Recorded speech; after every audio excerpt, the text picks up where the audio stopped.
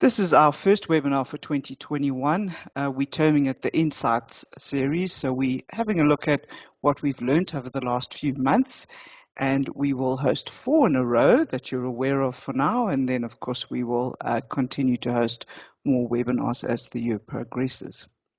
Just a brief reminder that SafMed is kindly sponsoring this education. SafMed is your solutions partner and has been so for the last 30 years. SafMed has a variety of solutions available for you in both the CSSD and the operating theatre environment. Today we're going to focus on a combination of things, a combination of published papers as well as webinars that I've had the opportunity to attend over the last year or so, all of which has taught me a whole lot of new information, and I do believe that the important thing in life is to share what we've learned. We, of course, are going to host 4 webinars in a row, which you would have seen in the email invite that we sent out. The first one being today, which has more of a CSSD focus. Webinar 2 on the 12th of May has more of a surgical and operating room focus, focusing a lot on radiation safety, ergonomics in the operating room. Webinar 3, based more on some of the webinars that I've seen recently, an amazing webinar on brushing and the importance of choosing the right type of brush, and important information I learned about cleaning brushes that you would think one would know, but in fact I didn't know. So I learned quite a lot. And a very nice webinar hosted by Corey Ofsted on droplet dispersal in the decontamination area and how to protect ourselves against droplets. Then last will be webinar 4 on the 26th of May, which again has a more of a surgical focus, and we'll look at the latest ARN guidelines, the updates that were published late last year, also some interesting studies on contamination of the sterile field, and a bit into waste management in the operating room, quite an interesting topic that we've not really dealt with much before. So hopefully you'll enjoy our webinars. Of course, those of you who may or may not know, there are numerous webinars already recorded from last year. You can find that on SafMed's YouTube channel, available for you to view on demand whenever required, and also something you can encourage your staff all to view, both in the operating theatres and the staff in the CSSD.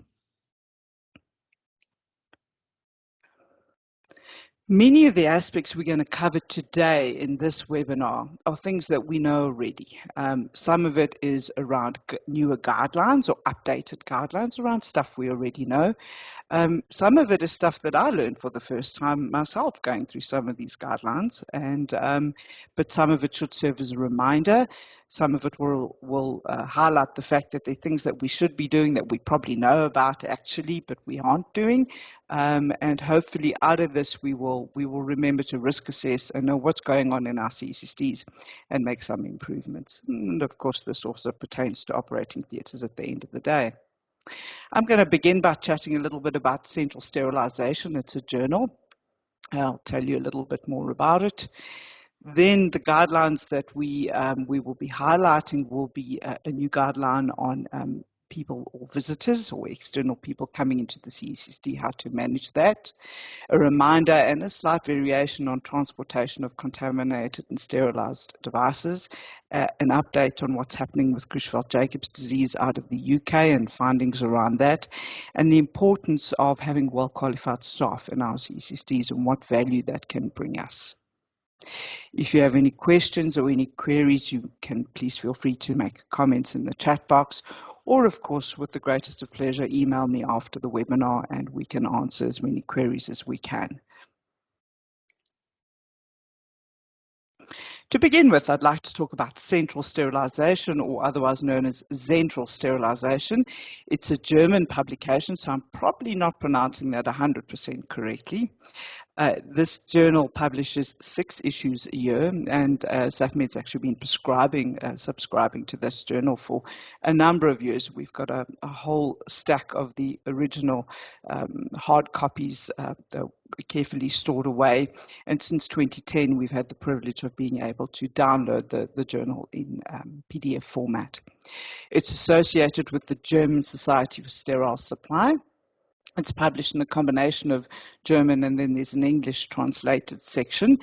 And the published papers are really quite complex. They're incredibly scientific. A variety of people from different backgrounds actually publish in this journal, and they're often very technical and sometimes quite tricky to read, I must admit. If ever you're looking for this journal, it's very easy to find. If you just pop onto Google and type in Central with the Z sterilisation, you'll find the landing page for the journal.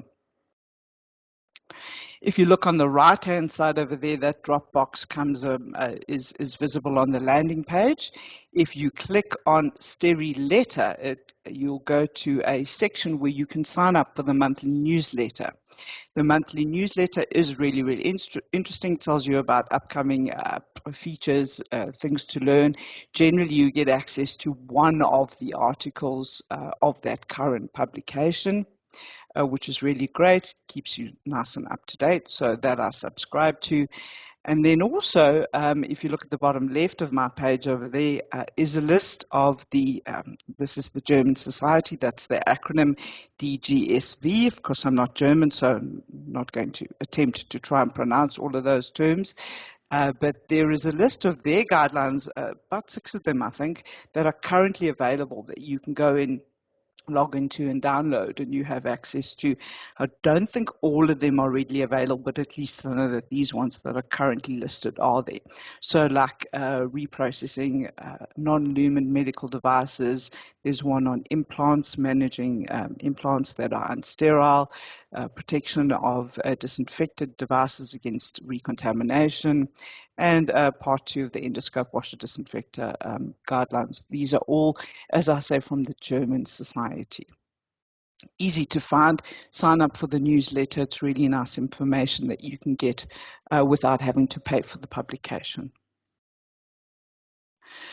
Why I'm referring to that journal is because we will talk about some of the recommendations that have come out of there. So please excuse some of the terminology. The wording I've often copied directly off the German translation. So that's why it's a weird title, like hygiene aspects when dealing with external persons in RUMED. So RUMED in the Germans refer to as the reprocessing unit for medical devices. So of course, referring to keeping things clean when strangers are in your CSSD, basically. This is the guideline that was now updated from the Society in the 3rd edition, so quite late in 2020 last year.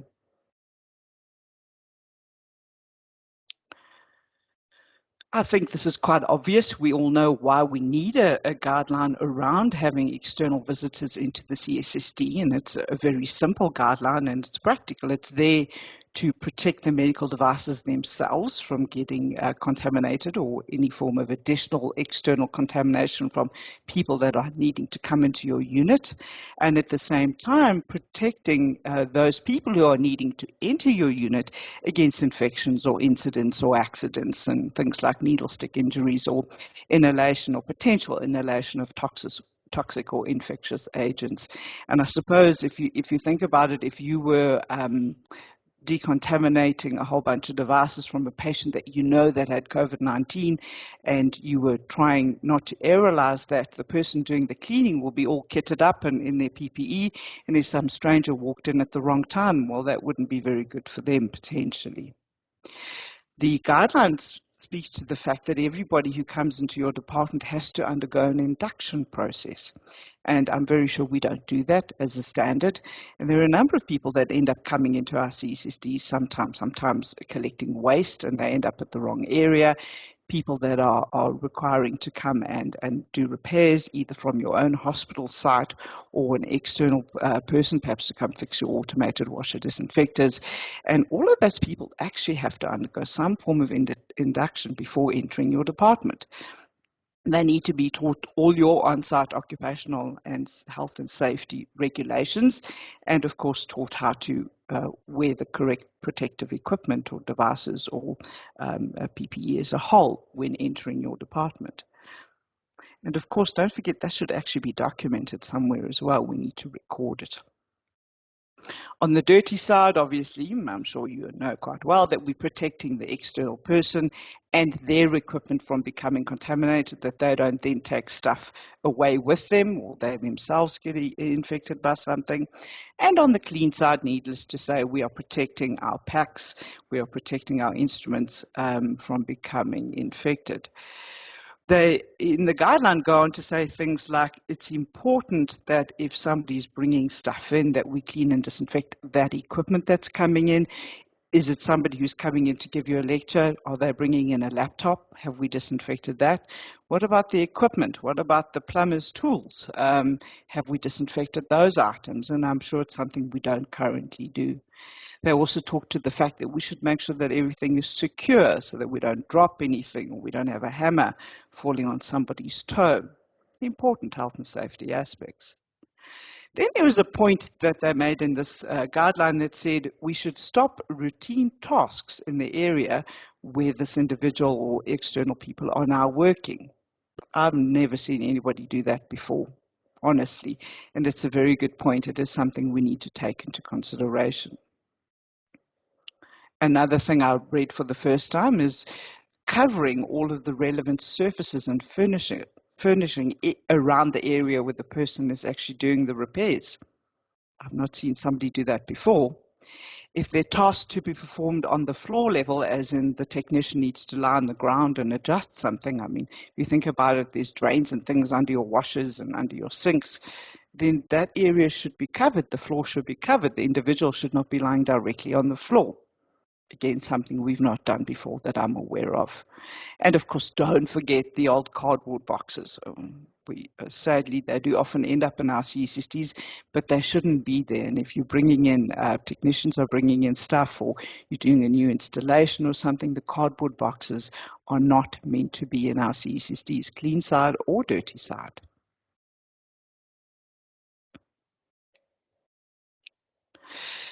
What we wear in the CSSD, of course, is a whole nother story, and the importance of changing clothing when switching from one area to the next. Now, internationally, of course, the CSSDs are very well designed and really sealed off. It's quite difficult to get from the dirty side of the CSSD to the clean side of the CSSD. In the South African setting, not all of our CSSDs are that well designed, and people often go from the dirty side to the clean side and back and forth, and ideally that should not be done. You should only be doing that if you've changed your clothes correctly. The guideline goes ahead to say that if you're switching between areas and it's just one switch, there's no reason to change your clothing. But if you're going to repeatedly be switching between the areas, then you need to be cautious about what clothing you're wearing and now apply the correct techniques and not actually wearing your clothes back and forth between clean and dirty. We know in some CSSDs in South Africa, they designed the CSSD really, really well. It was quite difficult to get from the dirty side to the clean side, and however, of course, needed to leave a service hatch. And when we looked again, the staff were crawling through the service hatch to get from one side to the other because it was quick and easy. So please be cautious. We really do need to limit the movement between dirty and clean and without changing the right clothing and PPE. Moving on to a publication early this year from the American Journal of Infection Control, looking at sources of exposure in healthcare personnel to COVID-19. In this particular hospital, they investigated their own staff that had been admitted who had actually been exposed to COVID over a 4-month period, and they wanted to figure out where in the hospital setting, in their own hospital, of their own staff, did the staff actually pick up this COVID. Of course, they acknowledged in the beginning of the paper that things like inadequate PPE or not donning or doffing your PPE correctly, really high workload and fatigue are all going to increase one's risk to the exposure to COVID, but they decided to now have an in-depth look at how their staff were actually getting COVID-19.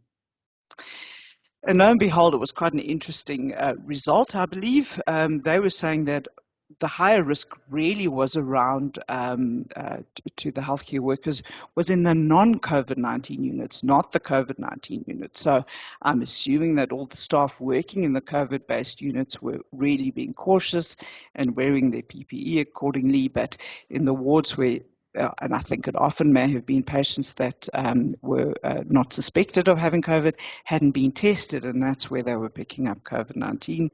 And then the other high risk area, which I think is one that applies to all environments, not just theatre, not just CSSD, in fact, even to offices and churches and wherever else you can think of, is the lapses in compliance around masking in areas where you think or feel you are safe. And that, for example, is in the break room or the tea room or those kind of areas. And that seems to be where the lapses are occurring. And I think that's a very valid point to bear in mind in both our home environments and if we're going out anywhere. Remember to wear your mask.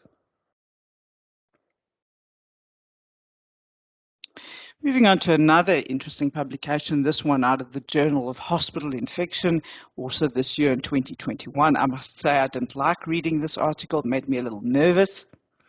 In this particular instance, what they had done was the scientists inoculated some microplates with brain tissues from patients with Parkinson's disease. They then subjected it to standard sterilization at 134 degrees for 5 minutes and found that it wasn't very effective. So this is probably just the beginnings of people doing the research around Parkinson's, and another thing for us to be aware of, or potentially an issue for us to think about in the future. And in this case, they then tried to sterilize these microplates for up to 90 minutes and still found that the sterilization process was not that very effective. So their conclusions were that these particular Parkinson's seeds are even harder to kill using steam sterilization than prions. That didn't make for good reading. So that'll be an interesting thing to look at or watch out for in the future. Remember, the thing about this research is not just reading the research. We need to understand a number of things around research when we read the published papers or we read international guidelines. We need to take into cognizance our own South African settings. We need to take into cognizance our own South African regulations. And we need to also understand that one published paper doesn't mean there's necessarily a new standard on something. Only after a period of time, when there's a multitude of papers around something, do we start to see the adoption of certain principles or processes. So never take it out of context. Always read these and understand these within the greater picture. Moving on to transporting between the site of use and the reprocessing department. And this guideline from the German Society looks at both transporting our already processed, cleaned, sterilized devices, as well as contaminated devices. So this was published last year, the second edition of 2020. A lot of what was contained in this guideline we know, we should be doing already, is obvious, but there were some pertinent points out of it that I will go through as reminders. We know that items that have already been sterilized, our goal is to protect them from becoming contaminated. We know that used medical devices harbor potential infections, contaminants, and we must protect the environment against those contaminants. The first thing in the guideline, it says you have to begin by doing a risk assessment, and that makes logical sense. We know that. And if any route or any route that the devices travel intersects with either a public corridor or they refer to the word as a other hygiene zone, that item must then be transported in a closed transport system. Some hospitals have got CSSDs that are 2 or 3 floors away from them, or you've got things that need to go outside of the hospital environment. Or we sometimes have dirty corridors, although that seems to be fading away in terms of a design scenario, and that the dirty instruments come along or travel along the same corridor as our patients do. So that's definitely somewhere where the routes intersect, and it's almost my opinion at the moment that a closed transport system is the only way to go, regardless. I think it'll be the safest measure. So a very important concept to consider. Just a reminder that this is often the method that I see, and this is not a closed or safe system of transport of contaminated devices. The standard is divided into 4 sections. I must admit I found that it repeated a few bits and pieces along the way, but certainly important aspects were transport within a building or transport outside of a building, which does happen in some cases. Also about, making provisions for the dirty stuff and protecting the items when they are being transported, and types of packaging being used. These are the pertinent things that came out of that particular presentation or guideline that I thought were important. Some of them we know, some of them are a reminder, and some of them perhaps we don't know. Sets and packs should not weigh more than 10 kilograms, it said in this standard. We know that. We should know that. And don't forget, it's not just about the occupational health and safety aspect of lifting and carrying items that weigh 10 kilograms. It's also about putting sets of over 10 kilograms into our autoclaves that are so heavy, which means we end up with so much steam, so much metal mass, and a hell of a lot of steam formation in the autoclaves, and that can become difficult to manage. As we said, out of the standard, transporting different zones must be a closed system. If you're transporting outside, you need to consider temperature and humidity fluctuations. So when I worked in the UK, our instrument trays for the orthopedics that we were doing were being transported off-site and returned to us off-site to another hospital 30 kilometers away. And there were quite strict regulations in terms of how those were transported, what the vehicle looked like, making sure it was the right temperature in the vehicle, and making 100% sure that we got our devices safely. That leads me to the thought of what happens when you ring your neighbor hospital because you've lost something or you desperately need to borrow a set. And they send the set across, or it comes with the department or the hospital driver, and it comes all closed and wrapped up and sterile. That it's really, really important to take that set back to the CSSD, unwrap it, reprocess it, wash it, the whole process, repack it, and then reuse it, and then use it, of course, because you really do not know how it was transported. So don't assume something that arrives on site and is packed and is theoretically sterile is indeed sterile. Obvious point in the standard: keep contaminated items moist until such time as we can clean them and wash them and process them. Then in the standard it says remove liquids. That's a tricky one. So as you know, in the South African setting, we use bowls of water often. During the surgical procedure, we often soak our instruments in those bowls of water. In the past, we used to return the instruments and leave them in the bowl of water. I hope we're not doing that anymore. So remember, rather put your instruments into the tray, open them up, and treat them with the correct type of pre-treatment gels and foams that do the job that we need to keep them moist. Not leaving them in the buckets of water. Remember, the bowl of water or the receiver of water will begin to corrode your instrument, so not the ideal scenario. And now, what do we do about removing the liquids? That is tricky, because where do we throw them? We can't toss them down the scrub basin. We can't suck them up in the suction, because if we do, that's going to double your waste bill.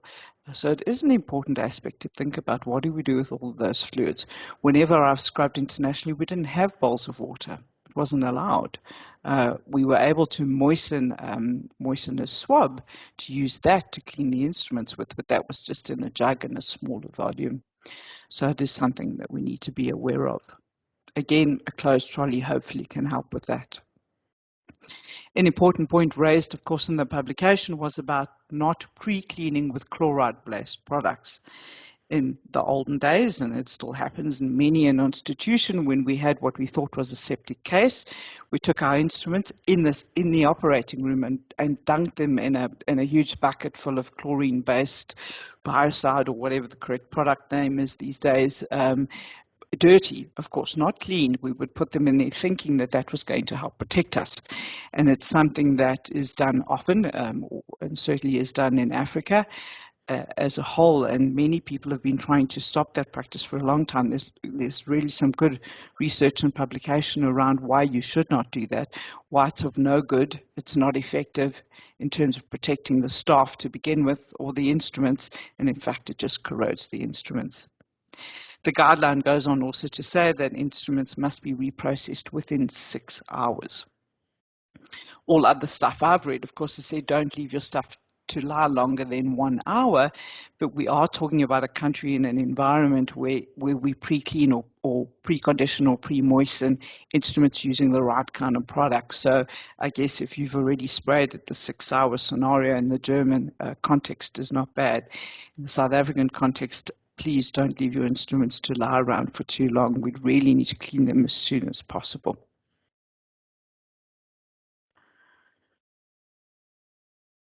Okay, moving on to this publication early this year about variant Creutzfeldt-Jacobs disease and current practices in England. In this particular paper, what they looked at was processes that they'd been doing in one particular hospital for the last 3 years. And what they were doing for those 3 years was they were actually using a combination of things. They were doing residual protein testing, as well as a very fancy epifluorescent microscopy, right, you try to say that, process, where they were looking for proteinase materials on instruments, of course, bearing in mind Creutzfeldt-Jacobs disease, which of course is protein-based or misfolded protein and a problematic issue. And out of that, in those 3 years, what they're saying is what they've found is that without a doubt, there are microscopic levels of proteins that remain on reprocessed instruments, and it is difficult to manage them. And that it's really, really, really important that we put a process in place in our CSSDs, that we have some capacity to survey what's going on with protein residues on our instruments, because it's not going away. Of course, that's what they were saying in there. Proteinase aggregates may facilitate the retention of embedded microorganisms, not only just Creutzfeldt-Jacobs disease, but other microorganisms as well. And an important aspect out of their research was the quality of the instrument surfaces and the age of the instruments tends to impact on the cleanability. And a lot of us have got really, really older instruments in stock. I'm very sure of that. And it gets harder and harder and harder to get them properly cleaned and get all of the protein materials off those instruments and off those devices.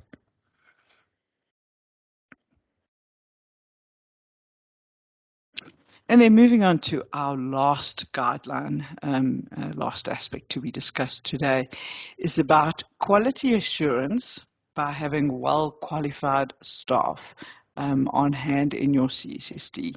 A very important concept and something we need to think about in the future as well. The CFSA are working on at the moment defining minimal levels of competency for people when working in the CSSD at depending on what your job description is. And I think a very important concept to think about.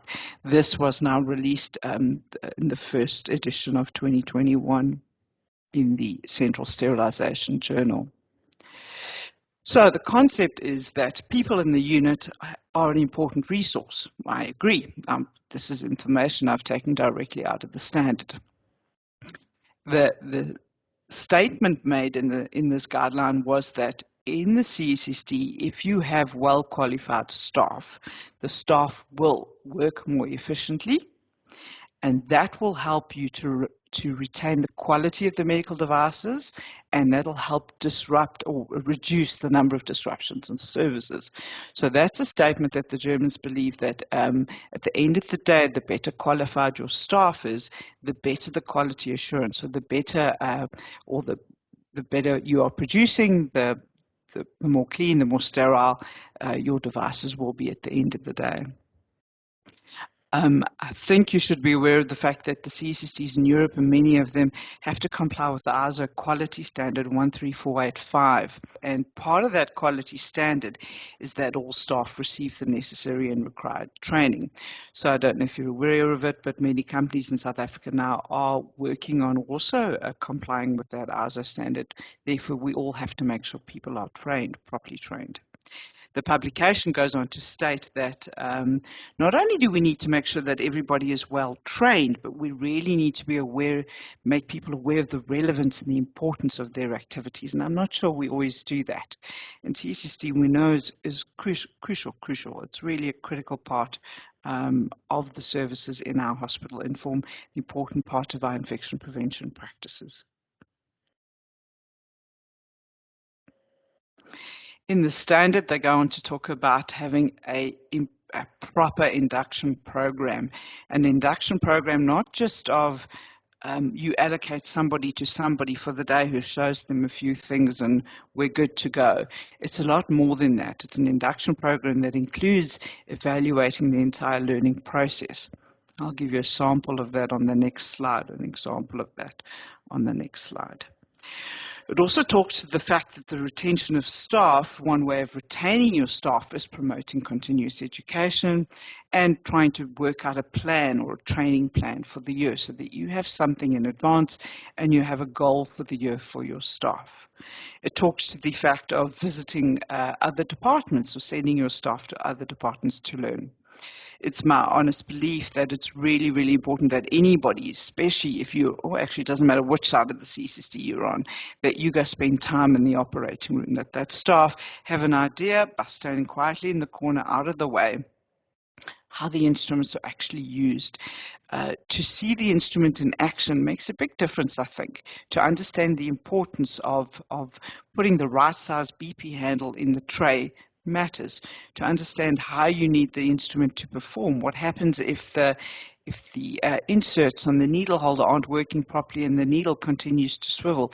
Everything is a consequence, and I think it's really important to go and learn from these experiences. Then it talks to refresher courses because knowledge fades over time and we get lapses of our knowledge. And the old saying, I think, applies, use it or lose it. I find that there's some areas where if you've had to teach something to somebody or you continuously teach a topic, it tends to be easy for you to remember a whole lot of stuff around it. If you're not using that information all the time, you know the theory behind something. Every now and again, you've got to go back to the books and relearn it. When I was a theatre matron at one time, we had a staff nurse whose entire job was to transport patients after recovery down to the ward. So the ward staff didn't come to the unit. The theatre was responsible for transporting the patient down to the ward. And this lady had done this job for nearly 30 years, in and out. And one day there was an incident where a patient stopped breathing in the lift. And after much ado, we realized that she had no idea, this nurse no longer knew what a normal O2 saturation actually was. The patient had started to desaturate before they even got in the lift, but she hadn't realized that because for 30 years she had not had a single incident. And it was the first time in 30 years that she now had to deal with something with the patients whose sats had dropped, but she had no clue what a normal heart rate, a normal blood pressure, or a normal O2 saturation was because she'd never needed to use that information. So please, very important that knowledge does disappear over time. Use it or lose it applies. Please continue with the refresher courses. Hopefully you're all aware of the fact that SafMed now offers the CSSD Foundation course in digital format.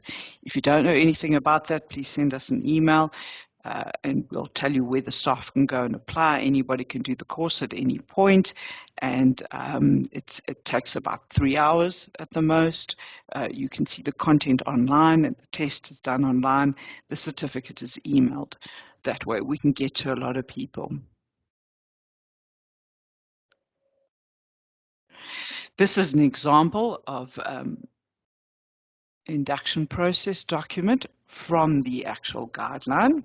If you can look at their 4 columns that they insist are signed off and are signed off correctly. There's the part that the staff member acknowledges that this information or whatever they'd been taught had been explained to them. Yes, this has been demonstrated to me. The mentor signs that, yes, I have actually described or explained or taught this individual that. Then the staff member has to acknowledge not only was it demonstrated to me, but yes, I actually understood it. And of course, then the mentor needs to sign off that, yes, the individual was able to demonstrate or demonstrate to me that they have correctly and effectively understood what I've taught them. And that's a proper, thorough induction program. And I'm not 100% sure that we do that correctly or we do our inductions to that level. And it's something that we really and truly should take into account and should do. I mean, here they list, for example, and that's how in depth it should be. Each aspect, each task that is performed in the CSSD, there should be an entire list, and we should be able to have acknowledged that the individual actually knows what it is they're meant to be doing. This refers to routine checks of a washer disinfector, for example. Do you know how to clean the filters? Have you been taught how to clean the filters? Do you know what to check that when you're looking at the door seals to make sure they're still working? Do you know what the rotary arms look like? Do you know how to check the arms that they're not blocked? Do you know how to, once you've loaded the trolley, as in loaded the washer, pushed the trolley in, that you've actually checked that the rotary arms can rotate, that they're not bumping up against any of the instruments? And of course, how to conduct protein tests, and the various documentation or how to replace the chemistries. So whatever the task is, and in your environment, in your CSSD, you should really and truly have an induction program that covers every single aspect that is properly taught and acknowledged and tested. The importance of having quality assurance by having well-qualified staff in our CSSDs.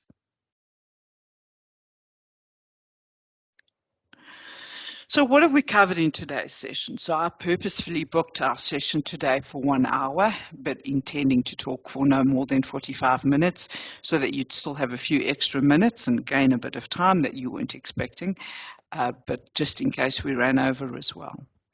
What we've covered today was we spoke first about the Central Sterilisation Journal, spelt with a Z, and the suggestion that you go Google it and sign up for the monthly newsletters, which are really interesting, keeps you abreast, and gives you access to some of the German Sterile Society's recommendations. We've spoken about what to do when we've got visitors or external people visiting in our CSSDs.